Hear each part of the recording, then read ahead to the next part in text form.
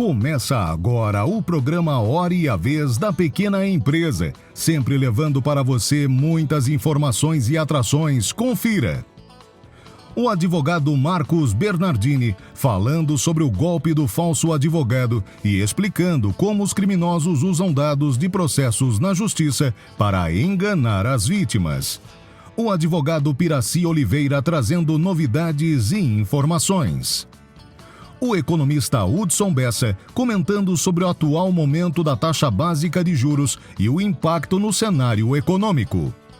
E nesta semana o presidente do SINP, Joseph Cury, recebe o Dr. Tércio Ambrizzi, diretor do Instituto de Energia e Ambiente da USP. Fique conosco!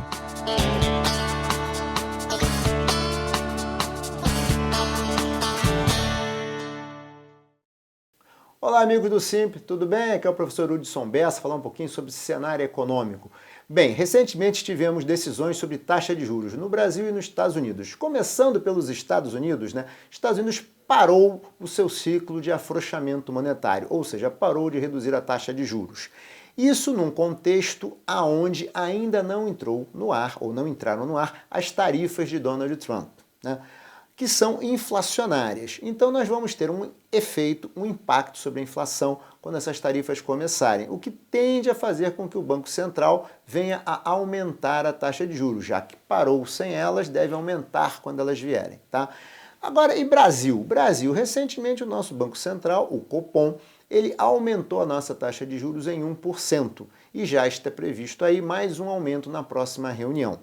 Esse aumento foi justificado como? Ele foi justificado, pela pressão de demanda. Nós estamos hoje com um hiato produto, que quer dizer o quê? Estamos com a demanda maior do que o nosso PIB potencial. Isso vem pressionando os preços, tá? Isto por conta muito do impulso fiscal que nós temos hoje, tá? Uma outra coisa importante é a desancoragem das expectativas. O que quer dizer isso? O Banco Central colhe as expectativas de mercado sobre a inflação, a gente sabe que a nossa meta de inflação é de 3%, e na reunião de dezembro, a expectativa estava em 4,6% de inflação para 2025. Passados 45 dias, em janeiro, essa expectativa já aumentou para 5,5%, um aumento de quase um ponto percentual, que é um aumento muito grande quando a gente pensa que tem uma meta de taxa de inflação de 3%. Isso obrigou, desancoragem das expectativas e pressão de demanda, o Banco Central a promover este aumento de 1% e já anunciar mais um aumento de 1%. Isso, e o próprio comunicado do Banco Central deixa claro, pode causar o quê? Uma perda de dinâmica, uma perda de velocidade na economia, na atividade econômica. Então, qual é o nosso cenário hoje?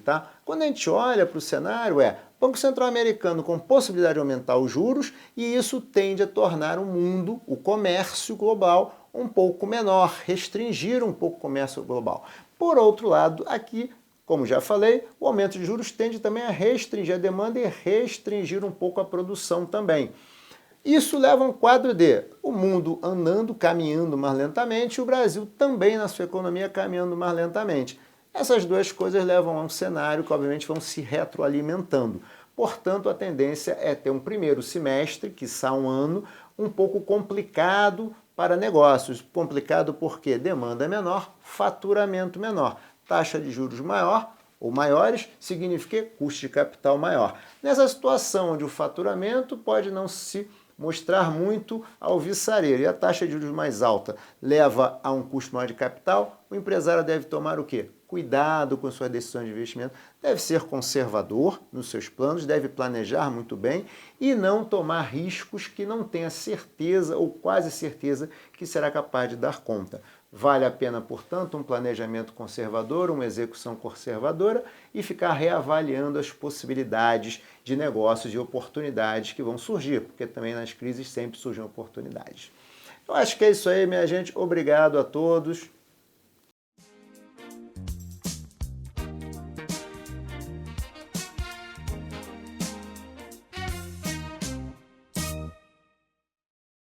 Primeiro programa do ano e outro não poderia ser o assunto que não a aprovação de parte, a primeira etapa da reforma tributária do consumo no dia 16 de janeiro de 25.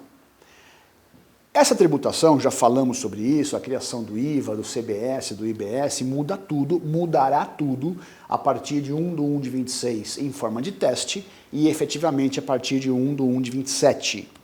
Um dos pontos que eu chamo a atenção para uma mudança extremamente importante é relativa à tributação de holdings patrimoniais. O holding patrimonial é aquela empresa que tem ativos imobiliários destinados à locação ou à exploração de compra e venda. Essa atividade hoje paga como carga tributária global por volta de 15% da receita como entidade locatícia. Então, na receita de locação, há um custo tributário hoje de 15%. Com a reforma tributária e a criação do IVA em substituição ao PIS e ao COFINS, porque não havia ISS, há uma nova alíquota do IVA de 8,4%. Esse 8,4% agrega esses 15% e você subtrai o PIS e o COFINS, que é 365. Na prática, entra 8,4%, sai 365, nós temos um acréscimo aí na casa de 2,6%, 6,4%, 6,5%, a depender de como for a alíquota. De tal forma que a tributação que hoje é 14,5% vai passar para 19%, 20% da receita de locação. Mas não é só isso que muda. A par do incremento tributário nas receitas de locação, haverá ainda algumas consequências que devem ser bem tratadas pelos gestores. Primeiro é a necessidade premente de haver prolabore para o sócio, para o administrador que gere o negócio. A inexistência de prolabore poderia caracterizar que a distribuição de lucro é inteiramente retributiva do trabalho e, portanto, sujeita a tributação de 50%. Primeiro ponto, então, deve haver prolabore para quem administra a holding sob pena da distribuição de lucro ser travestida como rendimento de prolabore com a tributação de 50%. O segundo ponto se houver imóvel em nome da empresa, de utilização, de fruição de sócio ou administrador, deve haver contrato de locação e pagamento do valor do aluguel. Do contrário, há uma determinação de 2018 que estabelece que, em não havendo contrato de locação, o valor da locação presumida é de 10% do valor do imóvel, o que também é desastroso para esse tipo de operação. A par disso tudo, foi criado um cadastro imobiliário brasileiro, que é o nome, um documento que será dado para cada imóvel, como temos o CPF e o CNPJ, teremos agora o cadastro dos imóveis. E o cruzamento de informações de destinação desse imóvel para locação ou não será mais fácil de ser efetuado. Estude essa questão, fique conosco, notícia nos próximos programas.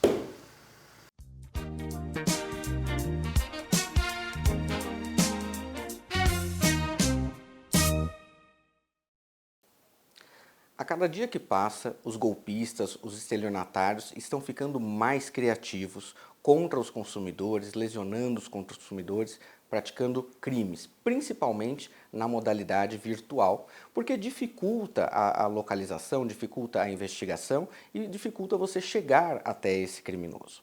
Um dos últimos golpes que está sendo aplicado em todo o Brasil é chamado golpe do falso advogado. A maioria de nós, consumidores e pessoas da Previdência Social ou que tem ação na Justiça, a maioria precisa de um advogado. O advogado, quando ele propõe uma ação, quando ele entra com um processo, ele tem que informar para o juiz todos os seus dados, então o seu RG, o seu CPF, o seu endereço, ou seja, tudo aquilo que vai na sua petição. Esses criminosos, esses estelionatários, ele tem então acesso a essas informações, eles entram no site do tribunal, seja do Tribunal de Justiça ou Tribunal Regional Federal, consegue cópia dessa petição, ele consegue porque essa informação é uma informação pública, então o advogado não tem como deixar isso em segredo, não tem como proteger essas informações. Com essas informações, ele pega então e consegue o seu telefone. Entra em contato, com o cliente, se passando pelo advogado que você contratou ou se passando às vezes por um funcionário do fórum, um funcionário do tribunal ou alguém da equipe equipe do advogado com o logo ali no WhatsApp e começa uma conversa normalmente dizendo que você ganhou o processo que você entrou. E junta inclusive a petição inicial do advogado, a petição que o advogado fez com todos os seus dados. E começa a pedir dados bancários e às vezes transferências para que você receba aquele eventual valor.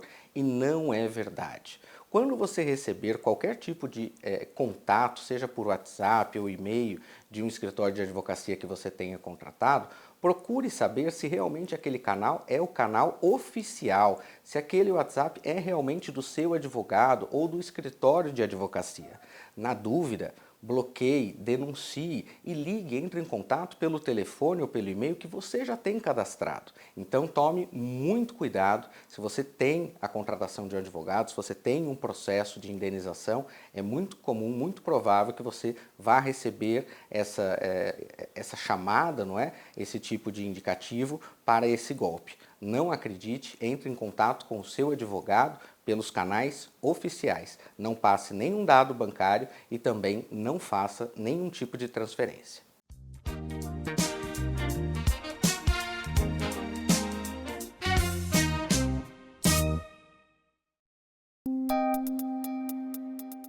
Entrevista da semana. Nosso convidado de hoje é o Dr. Tércio Ambrise, diretor do Instituto de Energia e Ambiente da USP. É um prazer tê-lo conosco. Prazer é meu, doutor Rui. Muito obrigado. Dr. Tércio, muito se fala da mudança climática, etc. Isso hoje está cientificamente comprovado? Hoje, cientificamente, sem dúvida alguma, nosso planeta está, infelizmente, aquecendo, né? Onde nós nunca tivemos esse tipo de aquecimento há mais de 15 mil anos atrás. Nós temos na infraestrutura brasileira, e o senhor estava explicando isso agora há pouco, instalações que estão em cima de rios, presumindo que esse rio vai se manter permanente. Com a mudança climática, corremos o risco disso ser uma obra totalmente parada, que não vai gerar energia, não vai fazer nada em função de mudanças climáticas? Tem duas perguntas aí, né? Uma, sim, na verdade, é mais social, aquelas pessoas que moram realmente em cima dos rios. Esses correm dois riscos.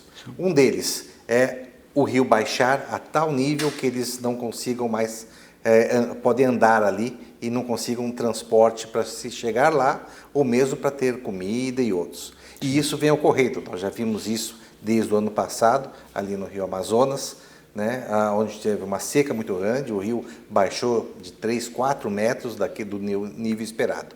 Por outro lado, nós temos também o outro extremo, né, esse rio pode subir 2, 3 metros e essas casas não estão preparadas. E isso vale para a parte de energia, como sim, você mencionou. Né? Por quê? Porque algumas das nossas usinas estão construídas exatamente, a gente chama de a fio d'água, né? Quer dizer, dentro do rio. Então, tem água, ela gera energia, não tem, não vai gerar. E, como nós temos visto ao longo desses últimos anos, né, em função do aquecimento da atmosfera, o clima tem variado bastante, uma variabilidade muito grande, então nós podemos ter períodos muito mais secos, né? Tem períodos úmidos, mas períodos mais secos. E aí a gente corre um sério risco de não poder gerar energia onde você depende da geração da energia hidroelétrica. É correto dizer que nós podemos esperar daqui para frente um agravamento das enchentes, das secas, enfim, de tudo em função de mudanças climáticas? Muito correto, muito correto. Na verdade, a ciência já tinha alertado isso há muitos anos atrás, desde os primeiros relatórios do painel intergovernamental de mudanças climáticas, de que o aquecimento ia gerar esses eventos extremos. Na verdade, o que a atmosfera faz? Ela está muito quente e ela tende a querer voltar ao seu normal. E como que ela faz isso? Indo para um extremo ou indo para outro. Então, a parte de extremos, de eventos de inundações, né, vai ocorrer cada vez mais, e isso não tira também a parte de eventos de secas, que podem ocorrer também. Então, esses eventos extremos vão ser cada vez mais intensificados, porque a atmosfera continua aquecendo de uma forma muito intensa, como inclusive temos visto esses últimos anos. Bem, perguntar sobre a infraestrutura, se vai aguentar essas mudanças, eu acho que é uma pergunta necessária, porém de uma resposta óbvia, ou não? É uma pergunta importante, né? Ela está associada à adaptação. A resposta seria adaptação. E nós ainda não estamos preparados para isso, né? Apesar de todos os alertas. Outro exemplo, o que aconteceu no Rio Grande do Sul em maio. Ou o próprio incêndio em Los Angeles, Califórnia, enfim. No mundo inteiro. Isso é uma tendência mundial. Essa é uma tendência mundial. Eu estou Furacão, dando exemplos do Brasil, mas isso está ocorrendo no mundo inteiro. Né? Inundações na China, secas na Europa, incêndios no Canadá, incêndios nos Estados Unidos, né, em outras regiões do planeta. Então, na verdade, isso já está ocorrendo e eles vão cada vez mais se intensificar se nós não fizermos nada em termos do corte das emissões dos gases de efeito estufa. A pergunta é a seguinte: temos tempo para o início de virada, de impedir o agravamento desse cenário, ou teremos necessariamente um agravamento da situação atual até um equilíbrio e uma redução dos fatores atuais? Essa é uma pergunta extremamente importante. Né? Na verdade, todo mundo focava em 2050, para que nós tivéssemos emissões zero. Ou seja, aquilo que a gente emite, nós absorvemos. Com emissões zero, o que você espera é que a temperatura se estabilize, né, e pare de subir. Né? Isso não tem acontecido. Não né? tem. Nós temos tido várias COPs, né, e várias reuniões, e as emissões elas continuam ano após ano aumentando, e portanto a temperatura está aumentando. Né? A COP de Paris, que previa que nós tínhamos que segurar a temperatura em 1,5, esse ano nós já passamos, né, de 1,5 em termos de média global. Quer dizer, nós já estamos ali. E isso era algo que estava se prevendo para 2030, 2035, para que em 2050 realmente parasse. Então, na verdade, nós estamos numa situação muito difícil, né? Porque se nós não começarmos efetivamente a se mexer, né, aquilo que a gente chamava de mudança climática é o que nós estamos agora chamando de emergência climática. Ela já está ocorrendo e, infelizmente, está levando muitas vidas com ela.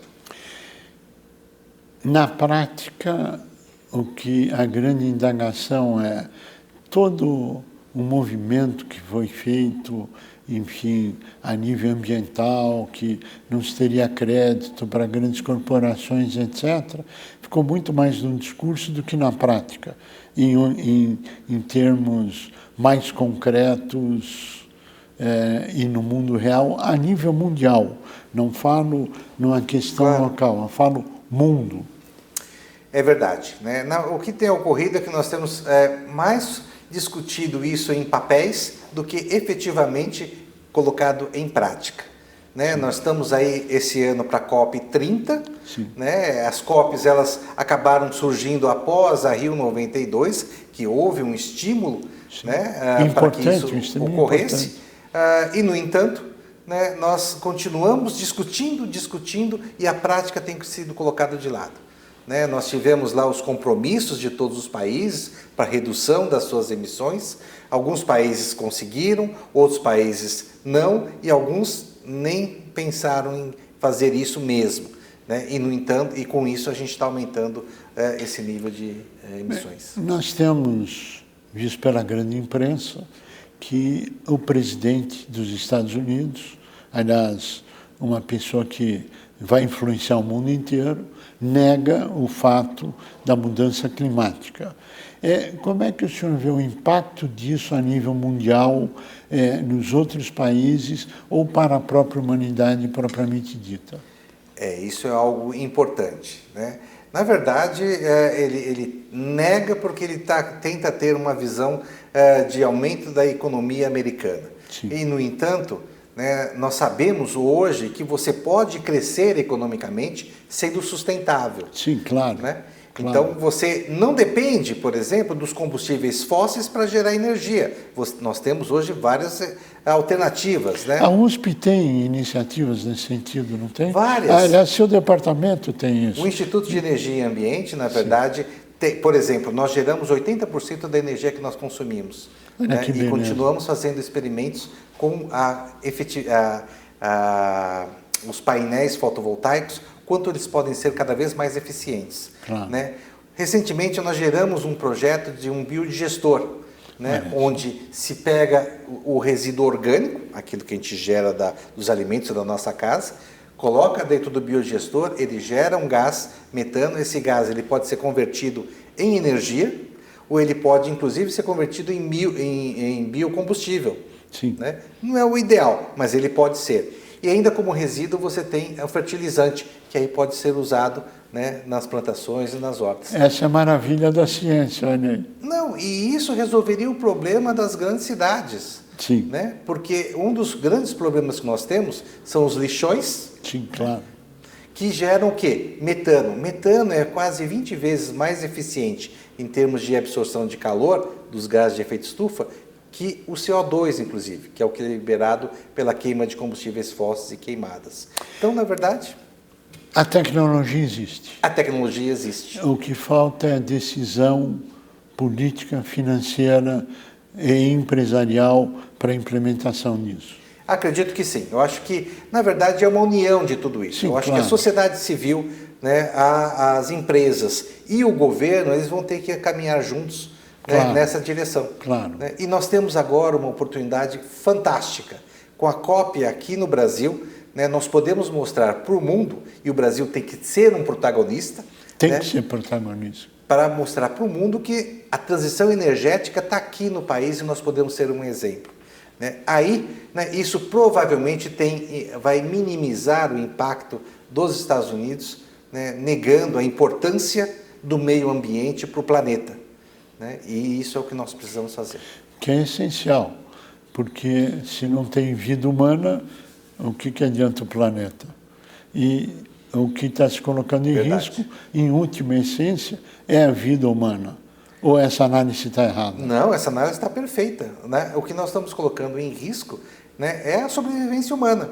Né? É claro, alguns vão sobreviver, mas à custa do quê? Né?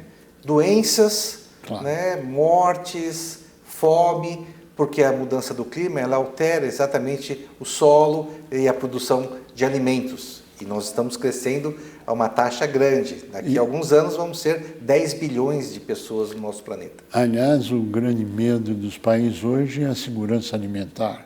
Mas estamos chegando ao final do nosso tempo, eu pediria as suas considerações finais. Olha, muito obrigado pelo convite. Esse tipo de discussão é extremamente importante, né? E que as empresas possam ter atitudes de sustentabilidade. Eu acho que as empresas precisam pensar nisso e forçar os governos, claro, né, a tomar uma decisão correta nessa linha, né, em termos de corte de emissões. Dr.